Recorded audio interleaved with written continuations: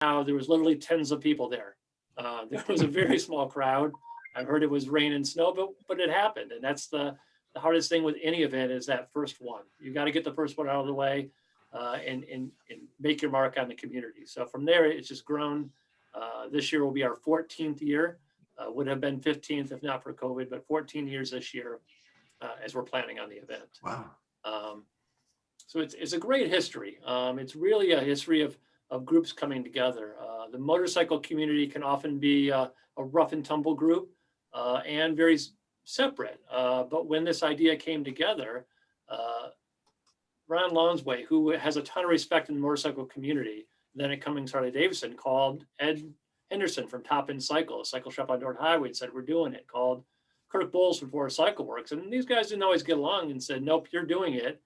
And now they've all come together, and these guys are still on our board today and working together. And it shows you that in any community, when you have something like that, you rise to the occasion, you make it happen, and all work together. So it was really fun for me in the third year when Jerry and the CVB and Tanya Lane hired me on to be a part of this group. Because I think I love being a part of something and people working together. I am going to try to share a slide, and I'm not sure if I know how to do that yet. It's going to let me do it or not. Good. You see, I got to do share screen. There we go. There we go. Let's see if it'll. Okay, it's very. Well, it is not letting me open that the way I wanted to. This is showing my desktop. You don't, you love it when things run so smoothly. I do. Let's try that one. Okay, so Bikes and Brakes again was founded back in 2007, and we came up with this really cool logo that shows arches and a motor and oops, oh dang it, sorry about that. Loading out your program. Close window.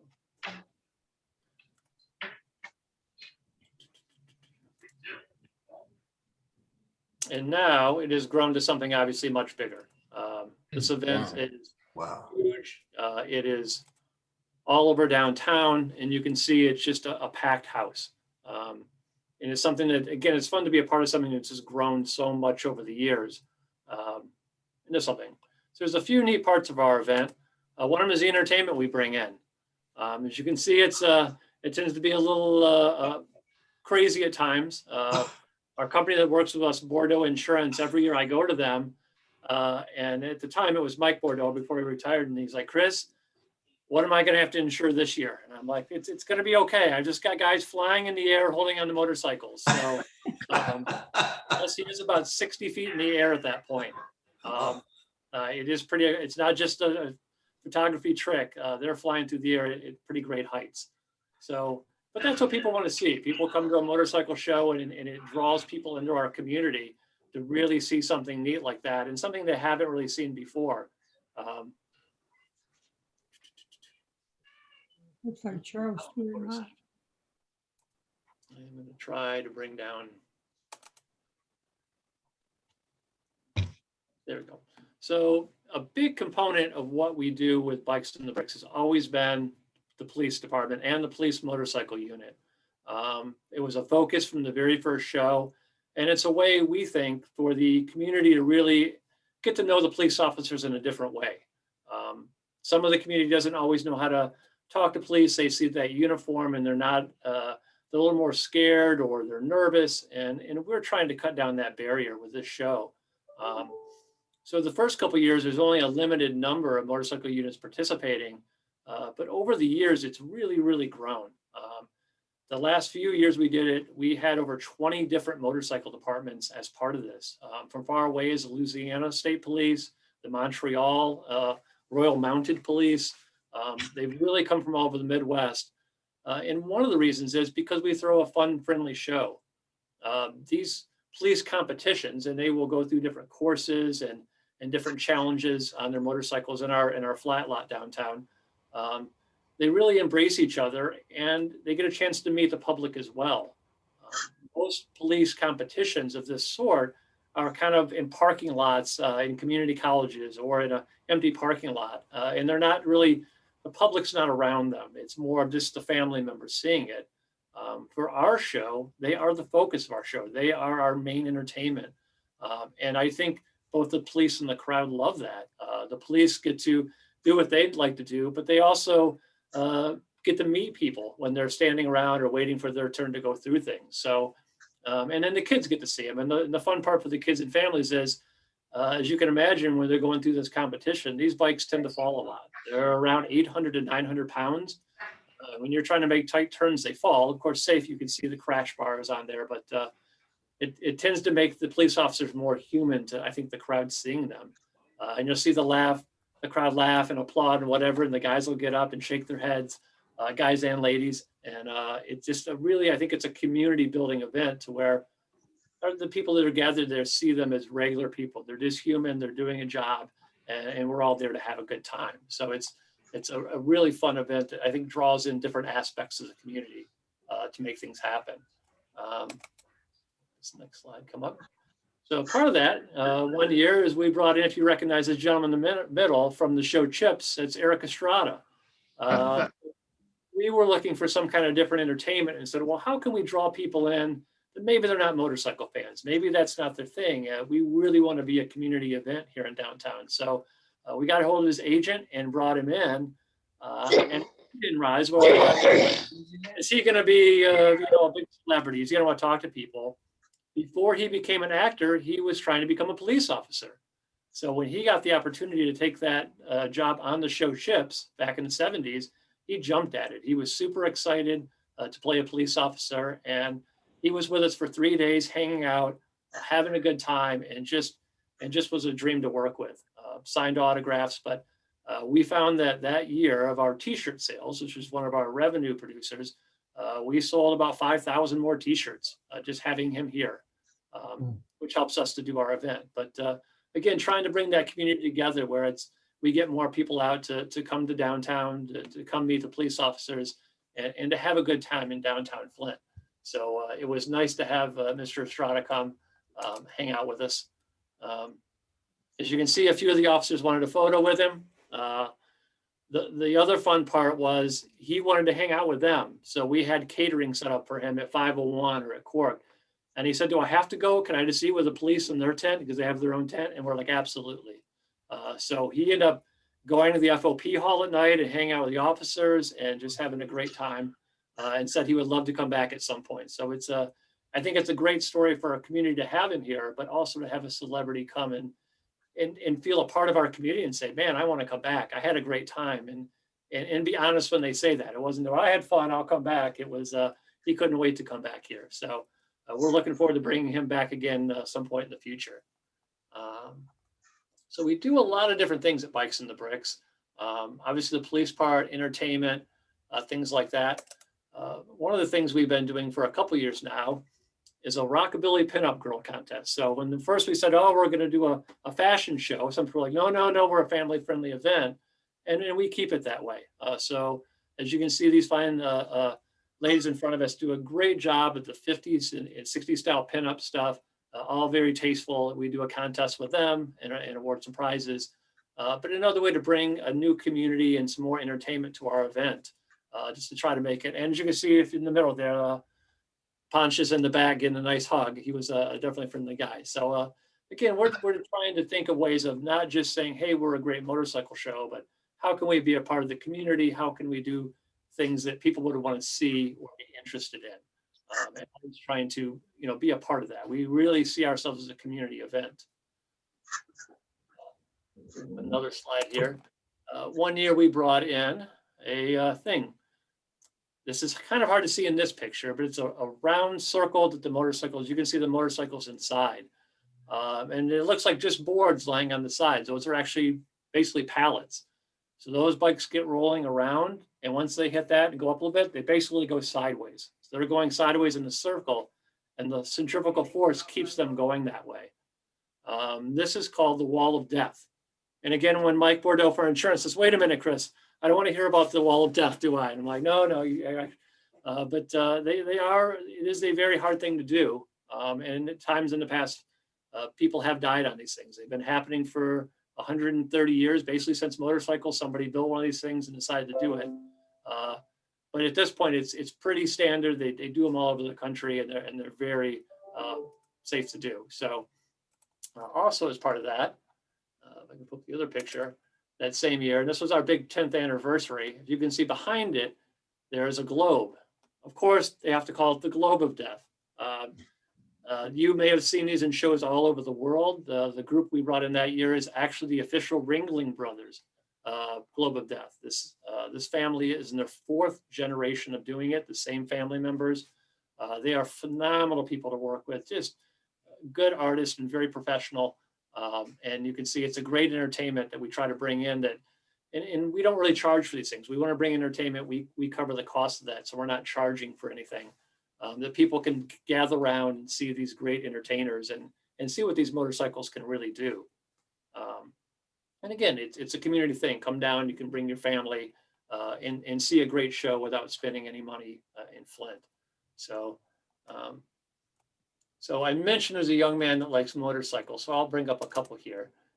In the beginning, the first year was kind of rainy, but you can see they're not your typical motorcycles always. We have many different ones, but that was our first year winner that came back for a photo a little bit afterwards. You know, a little bit different. You don't see your typical shield, and it's very stretched out. You probably wouldn't want to ride this motorcycle for a long distance as it's not very comfortable, but man, it looks pretty sharp and pretty inventive. And we do all sorts of motorcycles. So here's another winner, you know, an old Enduro, an old Norton. So we have a motorcycle show that we do on Sunday, and we have about a dozen categories at this point. And one of those is classic motorcycles. So sometimes people think, oh, I've got to have a Harley, I've got to have this bike, and you don't have any type of bike.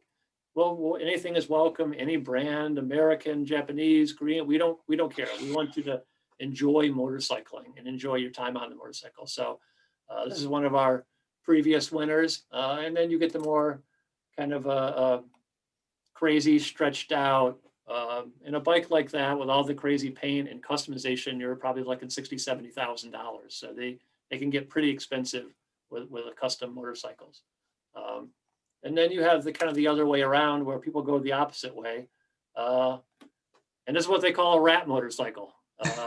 Basically, it's cobbled together and weird pieces they found in their garage. But yes, that's a running motorcycle, and he did ride it into the show. So they come in all shapes and sizes and all sorts of ways. All are welcome at our show. So again, we're much like Back to the Bricks. We are a C3 nonprofit. Our job is to promote motorcycles and promote the community and promote Flint. So early on, you know, we have a limited number of people that want to sponsor a motorcycle event. So we had to raise a little revenue. So about 6 years ago, we started setting up a beer tent. At first, we were a bit nervous because it's a beer tent motorcycle, people. We wanted to make sure it was under control. But I'm happy to say, and I'm in there every year, we have never had a problem, not a single fight in that beer tent. Everybody just gets along and has a good time. You know, we close down at night at a reasonable hour, and I think that helps. But it's been a great way for us to make sure we break even every year between that and our t-shirt sales so that we can do it again. And again, that's the whole point, for people to come down, have fun, and do this year after year. So that's one of our ways of revenue. This map will pop up or not. So this kind of shows what we close off in downtown Flint. Back to the Bricks, as many of you know, closed down many more blocks, but for us, we kind of stick to Saginaw Street. That is where all the bikes line up at. For us, we can get very, very many bikes in that area, since you can put usually 2 motorcycles per 1 car for Back to the Bricks, and then our bikes also line up in the middle of the street. So at our biggest year about 4 years ago on a Saturday, we had about 9,000 motorcycles. It was just packed all the way from the Saginaw Street Bridge all the way up to Haloburger, and we had a phenomenal crowd of people that were just getting along and having fun. So I think I got a picture of that one. This is from 2017, and you can see it's just motorcycles everywhere. And again, it's been a phenomenal thing to be a part of, in that it runs so smoothly. We have no paid staff. We have a board and we have about 25 committee members, and we all just volunteer to make it happen for the love of it. And besides that, the days of the event, probably another 100 to 150 volunteers that just all donate their time to make this show happen, from setup to tear down to any little part we need. So it's really like many events, this wouldn't happen without people donating their time and energy and heart to this event. And also the participants coming and just having a great time and hanging out and seeing the vendors. So it's just fun to be a part of such a fun event where so many people can be a part of their community for free. I did find one old flyer. People ask how long has Flint had motorcycle police? And back to 1914. Flint has a long history with vehicles, obviously, and part of that is motorcycles. So again, the Flint Police will always be our focal point of this event year after year. So that is kind of what Bikes in the Bricks is in a nutshell. Does anybody have any questions about the event or how it operates? Question? Chris, this is Amy Krug. How are you doing? Good, Amy, how are you? Good. More of a comment. I know you several times you alluded to bikers and the reputation. Mhm. I'll be honest, as a professional fundraiser, if I had to pick a group of people that I thought were the most generous folks, it would be bikers. I've been to several events that were biker focused to support one cause or another, and I was just blown away. And this is from somebody that has been raising money for a long time. So, I think that sometimes bikers get a bad rap. There certainly is maybe some contingent that is unsavory, but I think most bikers really are just amazing folks. And I would encourage people to check out this event because it's very, like you said, very family friendly. Very fan. And I will bring up a point, and thank you, Amy, for bringing that up. Part of our event that I'd forgotten to mention is on Saturday, we do a police escorted ride. So you may have seen motorcycles in groups riding around, large groups. Ours is different in that the police actually escort the group. The first year we started out and the founders thought, well, we'll have 100 or 2 bikes. And the first year we had over 500 bikes. So it was decided that we brought in so much money that we would donate it back to nonprofits in Genesee County. And that has always been the case. So we've been doing this many years. And at this point, we've donated back over $57,000 to Genesee County nonprofits, from Salvation Army to the Young Marines to Hurley. And one of our mainstays is the Old Newsboys. That affected a lot of the guys who started this event in the beginning. So every year we always donate to Old Newsboys. And it's a good feeling to be able to, the only thing we do charge for is that ride. It's gone from $10 to $20 over the years. But the money that we bring in goes right back into Genesee County nonprofits. We don't actually use that for the event. You pay for the ride, that money goes to a nonprofit. And again, that's, as Amy said, I think it says a lot about our group of bikers. So. This is Marie, just a quick question. When is the next event going to be? All right, I knew I wrote that. It is, darn it.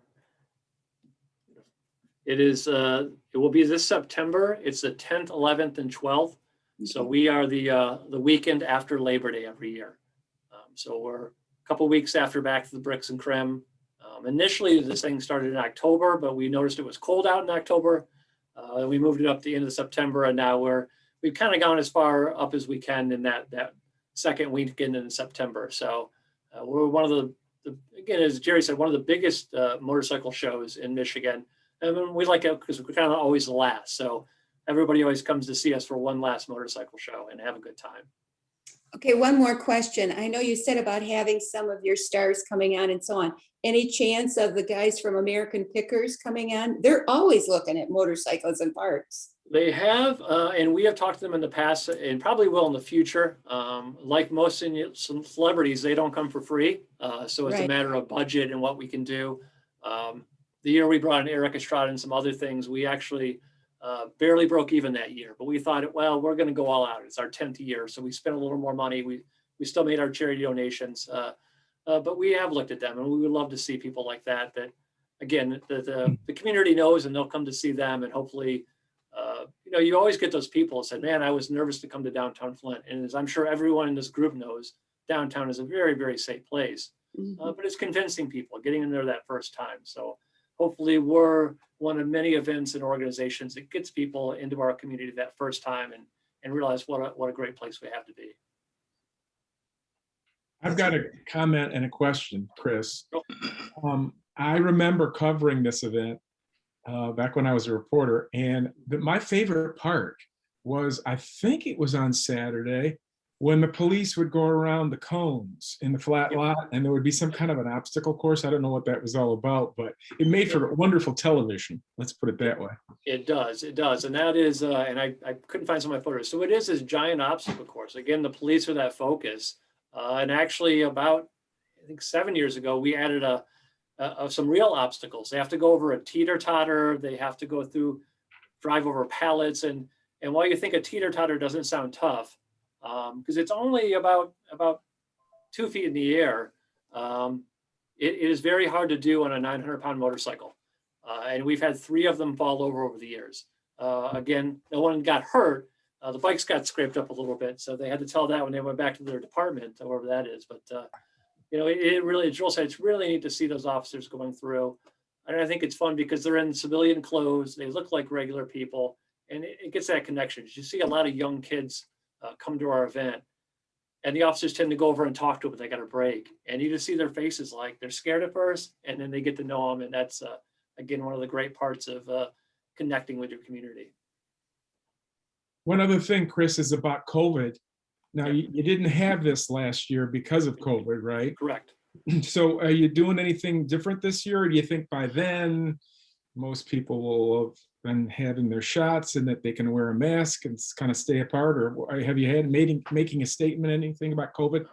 And I'm sure like every organization, much probably the Rotarians themselves, we're playing it by ear. I mean, we hope to do the show. We're planning on it. But if something should happen, then we would cancel. I mean, safety is the main thing. That's why we canceled that. We were one of the first things to cancel last year of downtown events. You can't do a large community event and put people at risk. We feel like we have to be safe. The community is the main part, not the show. So we're again lucky enough that the back of the bricks is ahead of us. So we're staying in touch with them, kind of taking cues from them of things they may or may not be doing. And kind of go from that experience. We're also going to try to keep an eye on other motorcycle shows over the summer that may happen to see what they do. So right now there's a lot of different proposals in our board and committee, but we're kind of, playing it by ear for the next month or two. Hopefully, again, everybody gets healthier and vaccines and this thing, hopefully this terrible thing goes away. But in the meantime, we're going to do whatever is safe to do. Can I ask one more question? Does the organization do anything during the year as far as clinics or teaching young people? I'm thinking about Miles. He's 6 years old and he was so interested in being here today to see the motorcycles. And I'm sure that you're getting more and more interest in kids and teenagers, but do you have any kind of clinics or trainings or something during the rest of the year, or is this strictly just the show? For us at this point, it's strictly the show. We had worked a little bit in the past with my community college, actually has a motorcycle class. They will train you how to ride a motorcycle. We'd worked on for a little bit and then that went away. But the new chief of police, who I just had coffee with this morning, just got a motorcycle of my community college. So I think we're going to start working with them a little bit more as he's very interested. And hopefully that's something that both Bikes and the Bricks can work again with a community partner like Mott Community College to get more people, you do more classes, not just their official ones, but get more young kids interested. So that's something we're definitely looking at going I'm forward. thinking of even the younger ones, younger than college students, Yeah. I'm just thinking about Miles and that interest that he showed and, catching that right away.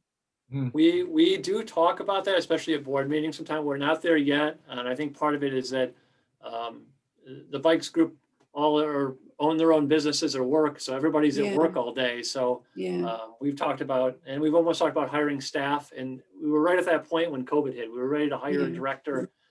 And then we've kind of taken a step back for at least now, because we don't know how this year's going to go. Like most events, we have to put out the money for the tents, the tables, the chairs, the entertainment. And since we don't charge for the event, we have to sell t-shirts. So we're a little nervous on our budget. this year, but we definitely want to grow. And when I say grow, not to a huge event, we really want to go into a more community event to bring more people in. So Marie, that's a great idea. We'll definitely be looking at.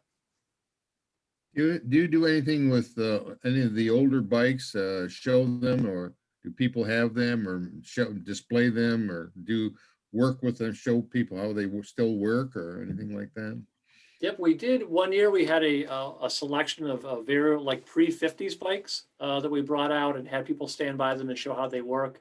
It was kind of a special exhibit for us to kind of get the community and especially younger people to see these older bikes and how they operated. So we do that from year to year, but not every year. Some of the guys don't like to bring out the older bikes as much or ride them in as far. But I was trying if I had a good photo of an older bike, but yeah, they are always welcome. And again, you do see some guys ride in and the bike is 67 years old. And it's just really neat to see because even the guys with the $60,000 bikes turn their heads and they crowd around to see this beautiful old machine. So yeah, that's a fun part of the show is to walk up and down the street and you'll see a lot of the same bike. And then you see those unusual ones or different ones or foreign ones. We have Moto Guzzi's from Italy. Also, there's bikes from everywhere. So it's neat to see the variety of all of them. I have a question, curiosity question.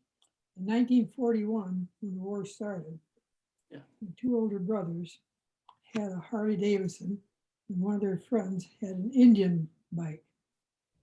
And then in 42, my brothers went into Oh dear. what kind of extent of different types of manufacturers. Back then, there were only two that I can remember, were that the Harley Davidson and the Indian. Today, I would imagine there's a lot of them. How many manufacturers make motorcycles today? You know, there's been a real push, especially there was a time in the past 20 years or so for more independent motorcycle builders.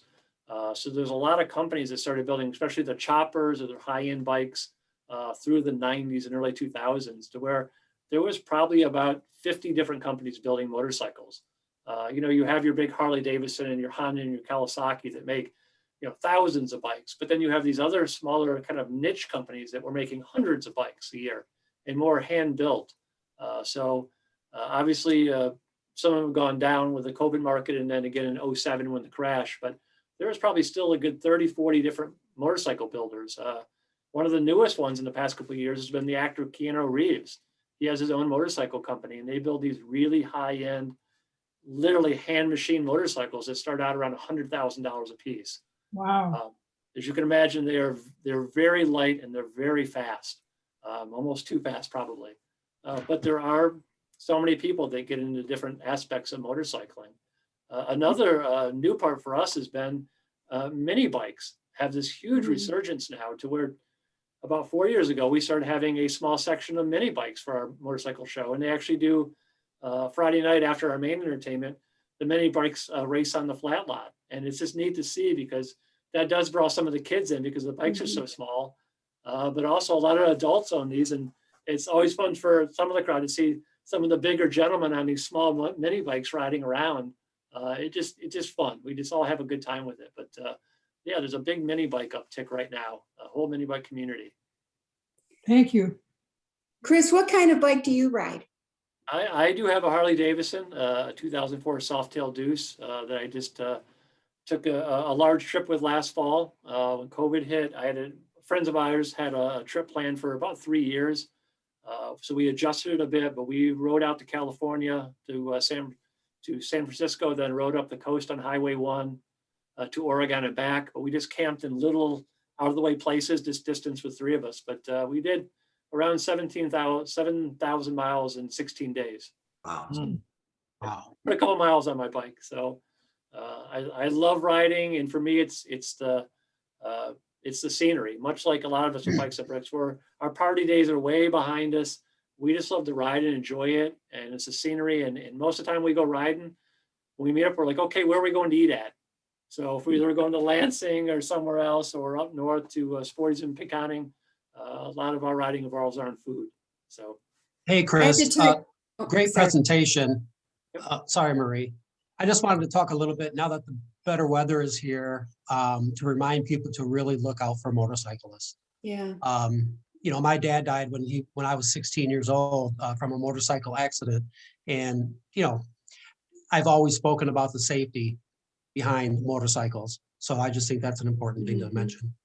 It really is, and it's tough in Michigan. Other states in the South, they're more used to seeing them all the time. Obviously, in Michigan, they're not out during the winter, and most drivers are not expecting to see them.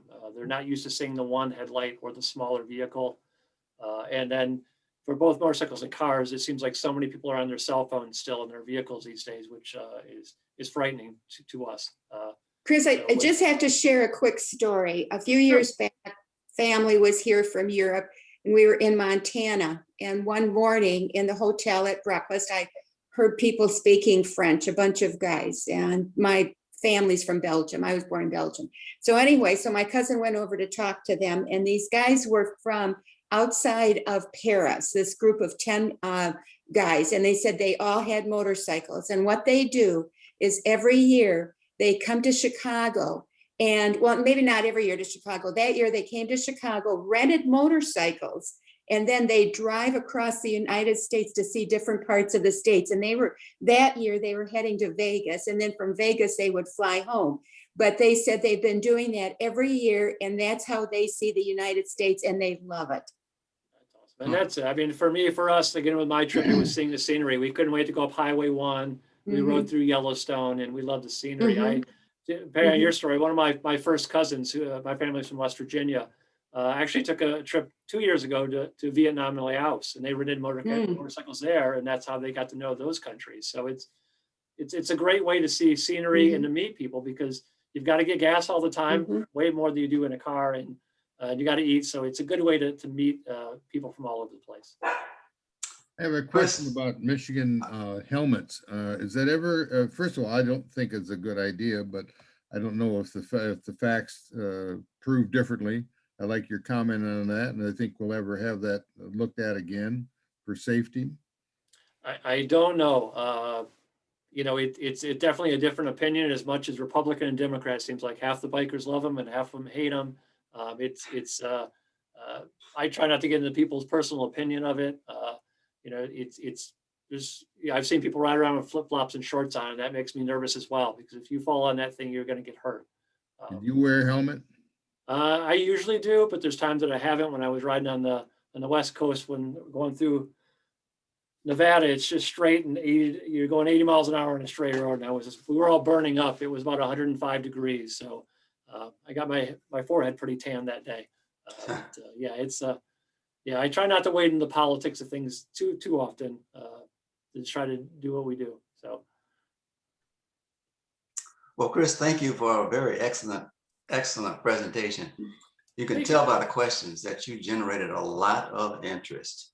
Awesome. Well, hopefully we see everyone down there. I think it's a great event, like many of the events downtown, and just everybody has a good time, and you can't beat the price at free. So. You got that right. Chris, in appreciation for the time and preparation that you donated for our enjoyment and education, the Rotary Club of Flint will make a donation in your name to the Rotary International Foundation for the eradication of polio. Thank you very much for joining us today. We appreciate you. Very good. Hi, this is H2A Architects. We have limited hours right now. Please leave us a message and your phone number, and we'll call you back. Thanks for calling. I want to thank former President George and Rotarian Rob Jewell for the inspirational video that they gave to us. That was incredible. Rotarian, I want to thank Rotarian Jerry Preston for introducing our outstanding speaker, and our note taker, Rotarian Christina Church. Flint Rotary thanks each and every one of you for joining us today. I hope you enjoyed our program as much as we enjoyed welcoming you as members and guests. Our program next week, our presenter will be Jack Hund, Plant Launch Operators Manager at General Motors Orion Assembly Plant. He will provide insight into the automaker's aggressive plans to launch dozens of electric vehicles and reduce its carbon footprint. While General Motors has been making news lately with new EV product announcements, Jack is in the midst of launching an updated version of the Chevrolet Bolt EV and the all-new Chevrolet Bolt EUV. So be sure and join us.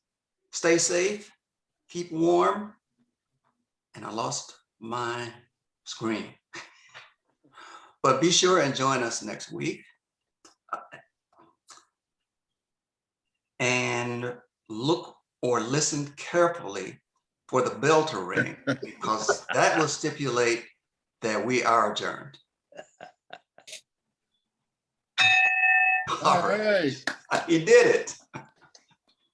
We'll see everybody next week. Thank you. Thank you, President Good Ray. job, George.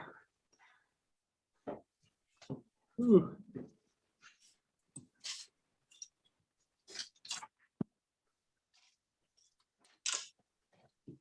How long did it take you to put that together, George? A few hours. I downloaded a video and then I downloaded another program to edit over top of it. It probably took me, I don't know, 8 hours, something like that. Wow, you did a great job. George, that was fabulous. You're certainly going to save that so we can show it again. Yeah, I've got it, yeah, on the computer. So, Well, I know, but I mean, I was trying to say maybe we could show it, maybe even before a program starts once in a while. That is really great. oh, thanks. Yeah, I couldn't figure out how to get it started. I didn't practice that part of it. Because it was running on my screen, but nobody else could see it. So I had to start things over and get it working. So yeah, if we do it again, I'll make sure I get those bugs worked out. Yeah, you've really done some good video things for Rotary. I appreciate them. Yeah, it's fun. It's fun. So that was the anniversary of our Zoom meetings. Yeah. Yeah, 1 year that we've been doing this. It's amazing. Wow, it is amazing. We were able to survive. We had a really good turnout today. I wasn't sure the count, but I'm sure we had well over 50 people. Yeah, So, it was really excellent. Yeah, Excellent. that's encouraging too. Right. I think it's gonna be a good one next week. I just got that information this morning about next week's speaker. Well, I'm looking Oh, forward. yeah. Well, sounds like the big wig from GM. Oh, yeah. Right, right. Well, what's interesting is that General Motors, they've been working on electric cars for quite some time. And the experience that they've been getting on the original Volts and how they look now, but now I think they're going to be in good shape to be competitive. So I'm really happy about that. Yeah, I spent 30 years with GM. I think they're a good company. Yeah, I think there's no turning back on those now. They've already invested so much that. Oh, it's no question. And now the new president wants to put outlet plugs to recharge all over the place. And I think that's a good thing in terms of infrastructure. That's a good point. Yeah. So, and to cut the carbon dioxide, that's for sure. But what are we going to do with all the gas powered fuel, diesel and gas powered engine people? That's going to drive us crazy, I think. Yeah. But they had to get rid of the horses and buggies, so I guess we'll see. Yeah. It's going to have a lot of ramifications globally too. Yeah. So, I mean, there are a lot of things involved with this. So gas station. It's on the way. Gasoline, you start thinking about the changes in the next 10 years, what it's going to be like. Really, honestly. Of course, a couple of us won't be around, but somebody's going to be here. That's for sure. That's right. Well, I guess. I've got to sign off. So okay. All right. Well, we'll see you next week. We'll see you next week, Reverend Jim. All right. Okay. All right. Take care, Jim. Reverend Jim. We'll see you next week, hopefully.